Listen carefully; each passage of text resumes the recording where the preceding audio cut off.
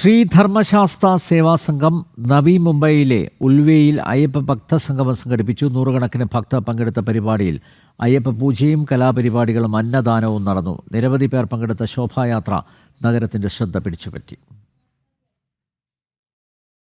ഭക്തിയുടെ പരകോടിയിലായിരുന്നു നവി മുംബൈ വിമാനത്താവളത്തിന് സമീപമുള്ള ഉൽവേ നഗരം.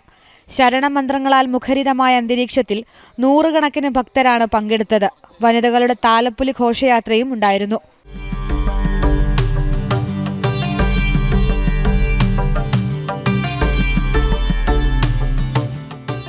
കലാമണ്ഡലം രാജലക്ഷ്മി, കലാമണ്ഡലം ശ്രീലക്ഷ്മി, സുസ്മിത രതീഷ്, രോഹിത് ഗോപിനാഥ് എന്നിവർ നയിച്ച നൃത്തങ്ങളും ടീം ശരവണ കീർത്തനത്തിന്റെ ഗാനാർച്ചനയും അയ്യപ്പ ഭക്ത സംഗമത്തിന് മാറ്റുകൂട്ടി.